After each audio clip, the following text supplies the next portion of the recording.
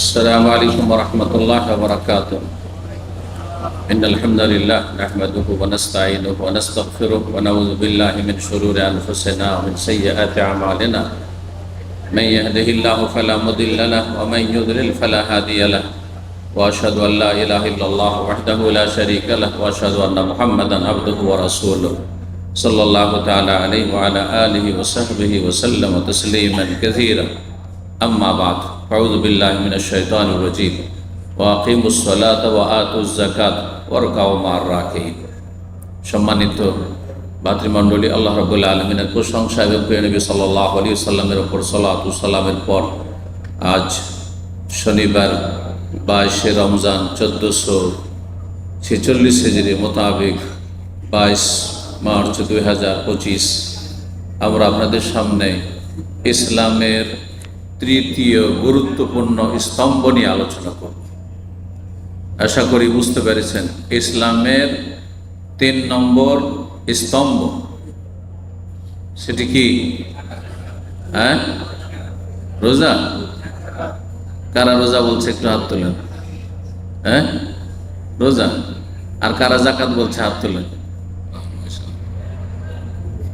তাহলে আলহামদুলিল্লাহ, যখন জাকাতে কিছু হাত উঠেছে তার মানে আলহামদুলিল্লাহ বুঝতে শিখেছেন। কারণ আমাদের দেশে বলা হয় কালেমা, নামাজ, রোজা, 3 নম্বর রোজা বলা হয়, তাই না? আর তারপরে হজ 4 নম্বরে, আর জাকাত 5। তো জাকাত সম্পর্কে আলোচনা করব। এটি তৃতীয় স্তম্ভ না পঞ্চম স্তম্ভ? 3 নম্বর। কোরআনে কারিমে 80-র বেশি আয়াতে সালাতের সাথে, নামাজের সাথে জাকাতের কথা বলা হয়েছে। একটা দুটি আয়াতে না, 80-র বেশি আয়াত আছে কোরআনে কারিমে যেগুলিতে নামাজের সাথেই কি বলা হয়েছে? ওয়াকিমুস সালাত ওয়া আতুজ যাকাত, ওয়া আকামাস সালাত ওয়া আতাজ যাকাত, আকিমিস সালাত, এইভাবে। আল্লাযীনা ইয়াকিমুনাস সালাত ওয়া মিম্মা রাযাকনাহুম ইউনফিকুন, এইভাবে। তাহলে ইসলামে 1 নম্বর স্তম্ভ হচ্ছে কি? শুধু কালমা বলবেন, কালমার সাক্ষ্য প্রদান করা। কালমার কি করা? সাক্ষী দিতে হবে। সাক্ষী না দিয়ে এমনি যদি কেউ পড়ে তো মুসলমান হবে নাকি? এটা অমুসলিম না। ও বলে আশহাদু, আমি সাক্ষী দিচ্ছি। সাক্ষী দেবে। দুটো কথা আছে, এক আল্লাহ ছাড়া কোনো আমার মাবুদ নেই, বাকি সব বাতিল। আর এক মুহাম্মদ সাল্লাল্লাহু আলাইহি ওয়াসাল্লাম ছাড়া আমার কোনো রসুল নেই, তিনি শেষ রসুল। 2 নম্বর 5 ওয়াক্ত সালাত, নামাজ। 3 নম্বর যাকাত। 4 নম্বরে সিয়াম, রোজা। 5 নম্বরে হজ। হজ নবী সাল্লাল্লাহু আলাইহি ওয়াসাল্লামের জীবনের শেষ দিকে 9ম হিজরিতে, 10ম হিজরিতে হজ করেছেন। আর হজ করে আসলেন জিলহজ মাসে, মুহররম, সফর, তার রবিউল আউয়াল মাসের 12 তারিখে নবী সাল্লাল্লাহু আলাইহি ওয়াসাল্লাম ইন্তেকাল হয়ে গেল। তাহলে একেবারে শেষ জীবনে হজ ফরজ হয়েছে। কিন্তু রোজা ফরজ হয়েছে 2য় হিজরিতে। জাকাত ফরজ হয়েছে, জাকাতের প্রাথমিক ফরজ হয়েছে মক্কাতে, হিজরতের আগে। এই জন্য মক্কি আয়াতেও জাকাতের কথা রয়েছে। আর জাকাতের বিস্তারিত বিবরণ, কিসে কিসে জাকাত লাগবে, কতটা লাগবে, বিশদ বর্ণনা মদিনায় নাযিল হয়েছে 1ম হিজরির শেষ দিকে বা 2য় হিজরিতে, মানে রোজা না আগে। তাহলে রোজা রমজানে যে রাখছেন তার চাইতে বেশি গুরুত্বপূর্ণ হচ্ছে জাকাত দেওয়া। এটা কার জন্য? পয়সাওয়ালাদের জন্য। কতটা পয়সা? মানে আজকালকার ভাষায় পয়সাওয়ালা না। আজকাল তো 1 কোটি টাকা থাকলেও মনে করছেন না না না আমরা তো পয়সাওয়ালা না, আমরা মধ্যবিত্ত, ঠিক না? না না, পয়সা সর্বনিম্ন নিসাব শরীয়ত নির্ধারণ করা হয়েছে। সেটা ইনশাআল্লাহ তাআলা যখন টাকার জাকাতের কথা আসবে তখন বলবো কতটা পরিমাণ রিয়ালে হবে। আর সেই রিয়ালটা বলে দিলে আপনারা হিসাব করে নিতে পারবেন সৌদি প্রবাসী যে বাংলাদেশে কত টাকা হলে জাকাত খরচ হবে। জাকাতের বিভিন্ন দিক রয়েছে, তার মধ্যে আজকে অল্প সময়, মাত্র অল্প সময় আমরা আলোচনা করব। তারপরে ইনশাআল্লাহ তাআলা নামাজ শিক্ষা চলবে, নামাজ শিক্ষার পর্ব চলবে আজকে। কারণ অধিকাংশ ভাইরা নতুন আসছেন, সহি শুদ্ধ নামাজ যদি না হয় তাহলে বাকিগুলো কিন্তু কবুল হবে না। আগে নামাজ ঠিক করতে হবে, সুতরাং সেই শুধু নামাজটা ঠিক শিখা অত্যন্ত জরুরি। সংক্ষেপে শুধু বলবো কোন কোন সম্পদে জাকাত ফরজ, আপনার আমার কোন সম্পদগুলিতে জাকাত ফরজ, এটা জেনে নিলে বাকি সম্পদগুলিতে জাকাত ফরজ নেই। মেলা সম্পদে জাকাত ফরজ নেই, মাঠের জমিতে জাকাত নেই, বসবাসের বাড়িতে জাকাত নেই, বাড়িতে দুটো তিনটে চারটা পয়সাওয়ালাদের বাড়ি দুটো তিনটে চারটা গাড়ি ব্যবহার করছে তার ফ্যামিলির লোকেরা, একজনের মালিকানা তো রয়েছে, কোনো জাকাত নেই, ইত্যাদি ইত্যাদি। তাহলে জাকাত কিসে আছে আমরা ইনশাআল্লাহ তা 5টি পয়েন্টে আলোচনা করে দেব, যাতে মনে রাখতে সহজ হয়। জাকাত কিসে ফরজ? বললাম যে জাকাতের গুরুত্ব নামাজের পরে 3 নম্বরে ইসলাম। বুঝতে পারছেন না? জাকাত হচ্ছে ইসলামের এত গুরুত্বপূর্ণ বিষয়, জাকাতকে অস্বীকার করলে সে মুসলিম না। যদি বলে আমি জাকাত দেবো না, জাকাত দিয়ে কি হবে? সে মুসলিম না, মুরতাদ, কাফের। হিন্দু খ্রিস্টান যারা জন্মসূত্রে কাফের, তাদের চাইতে নিকৃষ্ট কাফের, মুরতাদ। যে জন্মসূত্রে ইসলাম পাওয়ার পরেও ইসলাম থেকে বেরিয়ে যায়, সে অমুসলিম কাফেরের চাইতে, ইহুদি নাসারার চাইতে নিকৃষ্ট। বুঝছেন না? তাহলে কত বড় তার অপরাধ। কিন্তু কেউ যদি অস্বীকার না করে, কৃপণতা করে, অধিকাংশ লোকেরা যে জাকাত দেয় না পয়সাওয়ালারা, এরা অস্বীকার হয়তো করেন না, যদি নাস্তিক বেদিন না হয় তাহলে। হ্যাঁ, নামাজ টামাজ পড়েছে, কিন্তু পয়সার উপর মায়া বেশি, পয়সা কামড়ি, বের করতে বড় কষ্ট লাগছে, এই কৃপণতার কারণে। তাহলে সেই ব্যক্তি কাবিরা গুনাহগার, মহাপাপী সে, এবং তার জন্য জাহান্নামের শাস্তি রয়েছে। তার এই ধন সম্পদগুলিকে জাহান্নামের আগুনে সেগুলিকে উত্তপ্ত করা হবে, একবারে লাল করে উত্তপ্ত করা হবে। যেমন কামার শালাতে লোহাগুলিকে, অস্ত্রগুলিকে কি করা হয়? লাল করে পোড়ানো হয় দুনিয়ার আগুন দিয়ে, তার 70 গুণ বেশি তাপ থাকবে জাহান্নামের আগুনে, সেটা দিয়ে উত্তপ্ত করে শাস্তি দেওয়া হবে। সহিহ বুখারী মুসলিমের হাদিসে রয়েছে, কঠিন শাস্তি রয়েছে যারা জাকাত দেয় না। আর জাকাত দেওয়া মানে খেয়াল খুশি নয়, এই আমি মেলা টাকা দিয়ে দিলাম, বিনা হিসাবে দিলে হবে না, হিসাব করে দিতে হবে। আপনার ব্যাংকে কত টাকা আছে, কোন দেশে, সৌদিতে কত টাকা আছে, তো বাংলাদেশে কত টাকা আছে, বাংলাদেশে 10টা ব্যাংকে অ্যাকাউন্ট আছে, কত টাকা আছে, আপনার বাড়িতে কত টাকা জমা আছে, পকেটে কত টাকা জমা আছে, সব হিসাব করতে হবে। একজনের মালিকানা যত টাকা আছে, এত সোজা না। আপনি কোম্পানি হিসাব করেছেন, ইনভেন্টরি করছেন, বুঝেন আপনারা, হয়তো বছরে একবার হিসাব নিকাশ হয়, হ্যাঁ, যে কতটা এলো কতটা গেল। আপনার টাকা পয়সা হিসাব করতে হবে, যে 1 বছর ধরে যে টাকা পয়সা ছিল, এখন আবার 1 বছর পুরা হচ্ছে। আর সাধারণত মুসলিমরা রমজানে জাকাত দিয়ে থাকে, সেই জন্য রমজানে আলোচনা না, রমজানের সাথে জাকাতের সম্পর্ক নেই। জাকাতের সম্পর্ক হচ্ছে কিসের সাথে? রমজানের সাথে যখন নেয়, তো কিসের সাথে সম্পর্ক? বছর পুরা হওয়ার সাথে, বছর পূর্তির সাথে। বুঝছেন না?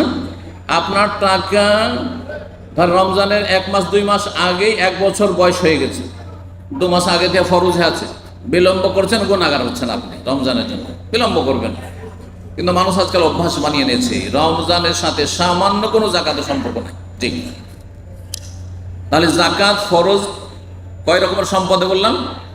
5 নম্বর। 1 নম্বর হচ্ছে যা জমি থেকে ফসল ফল উৎপন্ন হয়, ফসল যেগুলো মানুষ খায়, খেতে পারে, যেমন ধান, গম, জব, আর যতগুলি ডাল জাতীয় যত কিছু রয়েছে, সেটা বুট হোক, আর মাসকলাই হোক, অমুক হোক, মুসুর হোক, যা হোক, খাদ্যদ্রব্য এক কথা যা উৎপন্ন হয়। আর ফলের মধ্যে এতটুকু শর্ত আছে যে সেই ফল না, আমে নয়, জামে নয়, কাঁঠালের নয়, এমন ফল যেগুলোকে রাখা যায় দীর্ঘ সময় ধরে, আর সেটা খেয়ে মানুষ সারা জীবন বাঁচতে পারে। এই ফলের মধ্যে শুধু খেজুর আর কিশমিশ হাদিসে এসেছে, খেজুর, কিশমিশ, এই ধরনের ফলগুলো। জি, খেজুর খেয়ে সারা জীবন বাঁচতে পারে, খেজুর পানি খেয়ে। সাহাবায়ে কেরামগণ অধিকাংশ খেজুর পানি খেয়ে বেঁচেছেন। মাঝে মধ্যে কখনো কিছু পেলেন তো পেলেন, না হলে খেজুর পানি তাদের মূল খাবার ছিল, কয়েকটা খেজুর আর পানি, সুস্থ থাকবেন, কোনো অসুবিধা হবে না। তো এসব ফলে জাকাত লাগবে। যেসব ফল পচে সরে নষ্ট হয়ে যাবে, না খেলে, তা কলা, জাকাত নেই। কলার বাগান আছে, জাকাত নেই। হ্যাঁ, কলা বিক্রি করার পর টাকা জমা হইলো, তারপরে সব টাকাগুলোর সাথে আপনার অ্যাড করেন, আর বছরে একবার তখন জাকাত দেন, যদি খেয়ে দিয়ে বাঁচে তাহলে খরচ করে। দলিল কোরআনে কারিমে সূরা বাকারা 267 নম্বর আয়াত, আল্লাহ বলছেন, ইয়া আইয়ুহাল্লাযীনা আমানু, হে ঈমানদারগণ, আনফিকু মিন তাইয়্যিবাতি মা কাসাবতুম, তোমরা পাক পবিত্র যা উপার্জন করো, হালাল তা খরচ করো, মানে যাকাত দাও। অমিম্মা আখরাজনা লাকুম মিনাল আরদ, আর যা জমি থেকে উৎপন্ন হয় তাতে যাকাত দাও, মানে ফসলে আর ফলেও যাকাত দাও। কখন যাকাতটা দিতে হবে? ফসল ফলের যাকাত বছরে একবার, না কেটে নেওয়ার সাথে সম্পর্ক? হ্যাঁ, কেটে মেরে নিয়ে আসার সাথে সম্পর্ক। এর দলিল সূরা আনামের আয়াত 141, আল্লাহ বলছেন, ওয়া আতু হাক্কাহু ইয়াওমা হাসাদিহি, ফসলের যাকাত দেবে যেই দিন কেটে মেরে ঘরে তুলবে, সেই দিন, যেদিন কেটে মেরে তুলবেন সেদিন আপনাকে অসুর দিতে। এর নাম কি? অসুর বলে আমাদের দেশে। ওই 10 মনে 1 মন বিনা সেচেন আগে ফসল হইতো। হ্যাঁ, আগের যুগে আমরা ছোটকালে দেখেছি। সেচ প্রথম দেখতে লাগলাম যে এই পাম্প সেট মেশিন আসলো, তার আগে আমাদের ছিল না। আমরা দেখেছি 10 বছর 12 বছর বয়সে প্রথম এইসব মেশিনগুলো এসেছে, আর সেচের প্রয়োজন হয়েছে, আর এইসব সেচের ধান আর সেচের গম সুর। তার আগে গমও হইতো বিনা সেচে, ধানও হইতো, আউশ ধান হইতো ভাদ্র মাসে, সব বিনা সেচে হইতো। জি, তো এর দলিল নবী সাল্লাল্লাহু আলাইহি সাল্লামের হাদিসে রয়েছে, কতটা ফসল হলে যাকাত লাগবে? 300 সা। হাদিসে রয়েছে 300 সা যদি হয়ে যায়, তাহলে সংক্ষেপ করার জন্য সবগুলো হাদিস আমি পড়ছি। কতটা লাগবে? ফসল হচ্ছে 2 রকম, সেচ করা ফসল আর বিনা সেচের ফসল। বিনা সেচে খরচ কম, মেহনত কম, সুতরাং 10 মনে 1 মন দিতে হবে পরিমাণ। আর যদি সেচ করা হয় তাহলে মেহনত বেশি, খরচ বেশি, সুতরাং 20 মনে 1 মন দিতে হবে।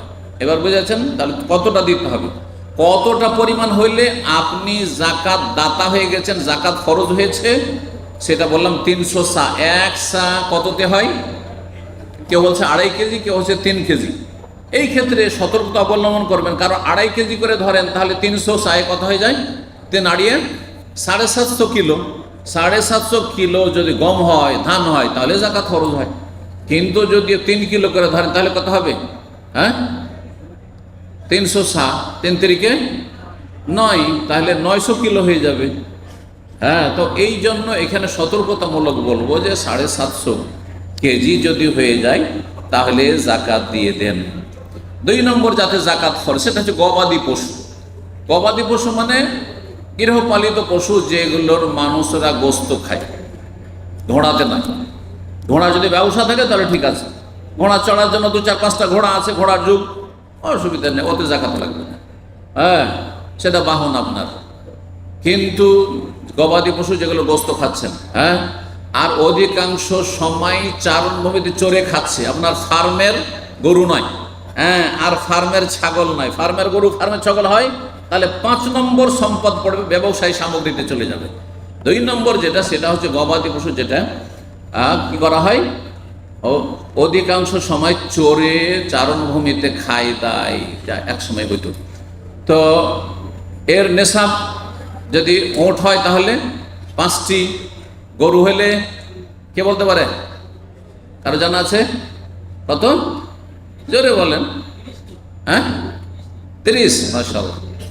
আর যদি ছাগল হয় 40টি। জি, এই ছিল, এটার দরকার পড়বে না, সুতরাং সংক্ষেপে এতটাই যথেষ্ট। এই মর্মে মেলা হাদিস রয়েছে রাসূলুল্লাহ সাল্লাল্লাহু আলাইহি সাল্লামের। 3 নম্বর যাতে যাকাত লাগবে সেটা হচ্ছে স্বর্ণ।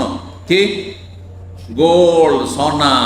জি, স্বর্ণে যাকাত লাগবে। স্বর্ণে যাকাত লাগবে কতটা, আর কতটা নেশাব? নেশাব মানে সর্বনিম্ন কতটা সোনা হইলে হবে? 20 দিনার বা 20 মিসকাল। যেটাকে মিসকাল বলে সেটাকে দিনার বলে।